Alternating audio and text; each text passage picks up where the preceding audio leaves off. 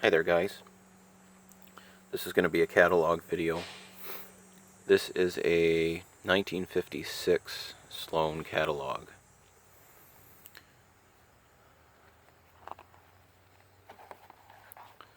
These are just some loose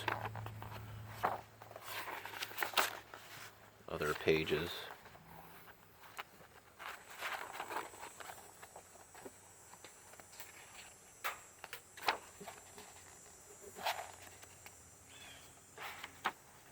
Notice the old style V100 vacuum breaker.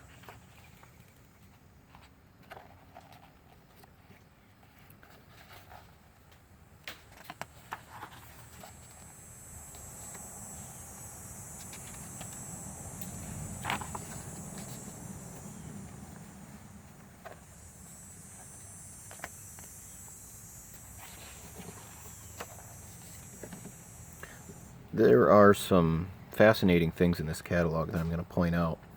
Now, this page shows some systems that Sloan had back in the day. These are an older type of electronic flushometer, electronically actuated flushometer. And what Sloan actually made back in the day was they had a motor that would put on the valve there, and you could control that motor not by a sensor like you see on automatic toilets today, but either with an electric timer that you could set to flush a urinal every so many minutes, 5 minutes, 10 minutes, or whatever. And they even had, I think this here, you could set it up, hook it up to the light switch in the room, so that once you turned the light switch off in the bathroom at night, the electronic timer wouldn't continue to flush the urinals overnight. You flip the light switch on when you open the building in the morning, and it would start the electronic timer running. I've seen a couple installations on YouTube where there's a battery of urinals and the flushometer mounted way up toward the ceiling. In fact, I saw one. Somebody uploaded one yesterday. I'll see if I can find it and put it in the link below. But that's typically how, that is often how those were installed, although they're just mounted regular height here in this example. But I have seen a couple of these on YouTube. They're very rare.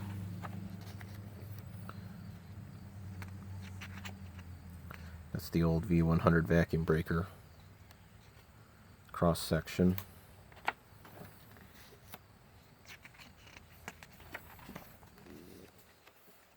And these are your basic models of Sloan Royal, or, well, yeah. Notice the back inlet models with a straight stop. You don't see those very often. Like the different numbers here, you see 110, 111, 112, 113.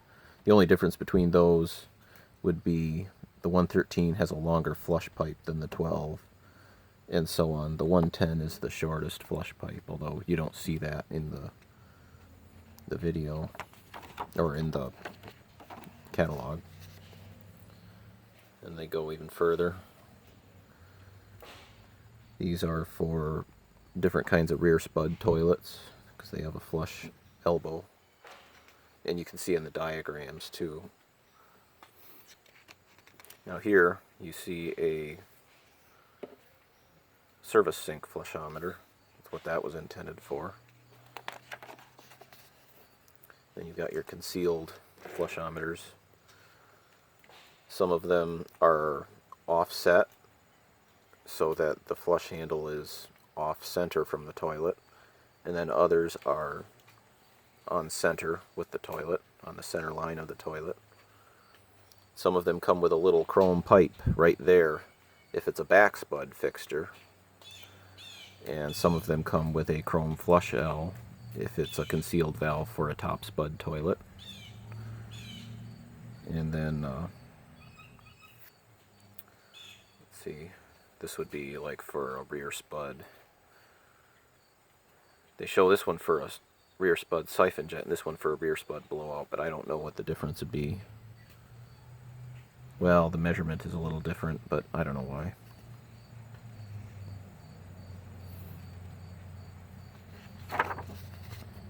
Here you've got seat-operated valves. This is something that doesn't exist anymore. But you can see you've got a flushometer here, and then a little linkage to a special toilet seat. And that was set so that you can see the toilet seat is sprung up a little bit. And that's how that would look. And when you, in order to flush the toilet, you had to push the seat down or sit on it and then get up. And when you got off the seat, it would flush the toilet automatically. And yeah, that's something that used to be a thing. There, if you look at really old, like even older plumbing catalogs than this, you can even find seat-operated tank flush toilets. They have versions for top spud and rear spud exposed, and then they even had versions for, this would be for a concealed toilet. This would be a concealed valve, and you'd have an escutcheon sticking out of the wall with the linkages for a seat-operated valve. So you could even have it on a back spud toilet, wall hung or floor mount. And most of these installations, the valve bodies are the same.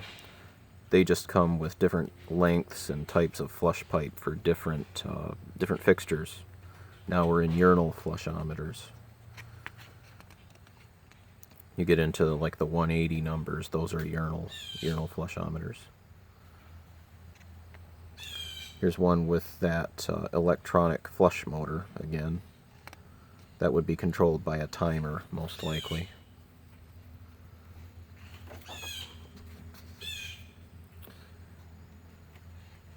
And here, these are really cool. This is a foot button operated floor flushometer, an in-floor flushometer. And so it's a piston style flushometer. And you can see in the diagram here, that's that valve right there. That would go in the floor in front of the fixture. It's connected, and then the flush pipe goes from the valve through the floor up behind the wall, in this case, and then over to the vacuum breaker, which is exposed right there, and you have a flushometer with a little foot button. You tap that and it flushes the fixture. You could have it for a toilet, or for a flushing service sink, wall hung, floor mount, didn't matter. I've seen a couple of bathrooms on YouTube that had these still in the floor, but they were not in use. I've never seen one on YouTube that was still in, where these valves were still functional. In fact, Vintage Plumbing Rochester, or Toilets ROC, just filmed a couple of bathrooms the other day that had these still in the floor, but they were not in use. These are foot button flushometers for urinals. That would be like a stall urinal. You got wall hung urinals, you got a pedestal urinal. And then these are pedal operated valves. Some are concealed and some are exposed. See, there's an exposed valve. You can see it below the urinal. And this would be a concealed valve. There's the valve behind the wall with just a pedal sticking out.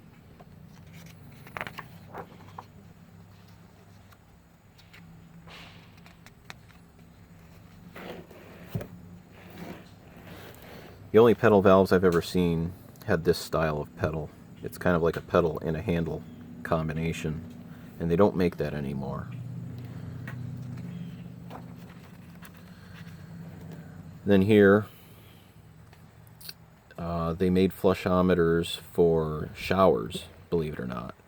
if you wanted to have like some kind of a public shower setup where you needed a timed valve for a shower, they made a flushometer for that. And so instead of like the metered faucets that you see, you could have had a flushometer to do the same thing. And you've got some special features here, like the seat operated valves, and then your oscillating disc handle there. You see those once in a while.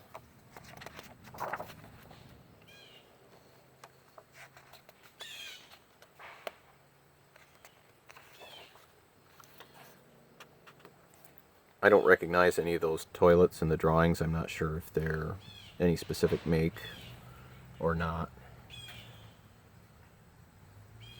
Here is actually a set of flushometers designed for a sink, like a regular lavatory type sink. Instead of having the metered type faucets that most of us have seen, you actually use a flushometer for a metered faucet.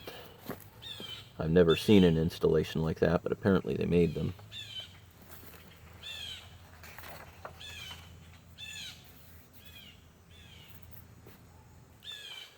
And you got valves especially for female urinals.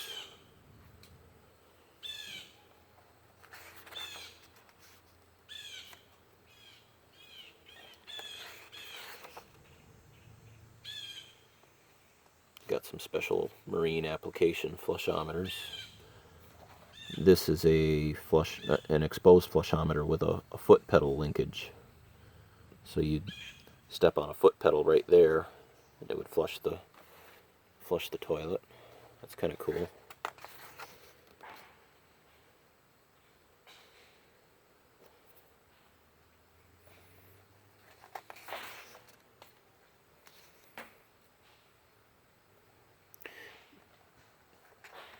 The only real difference between a navel and a crown flushometer, they work exactly the same way.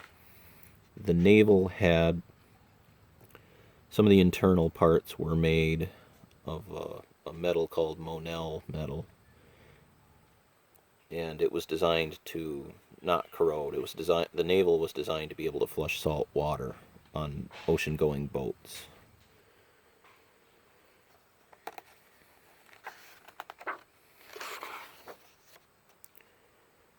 These are some different styles of control stop that were made. Straight stops and angle stops.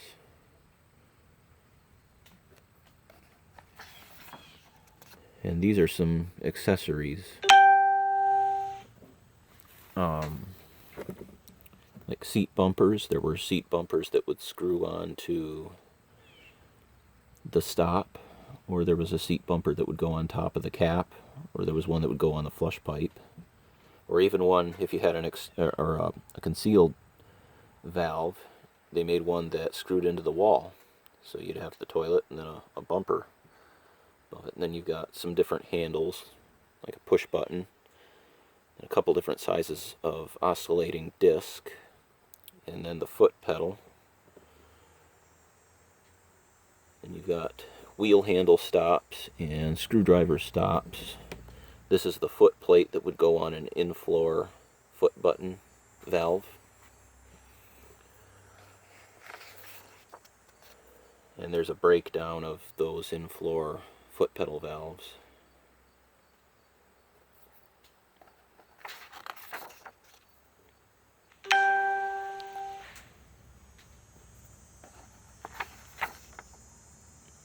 There's some tables, and that's about it. Hope you enjoyed. Thanks for watching.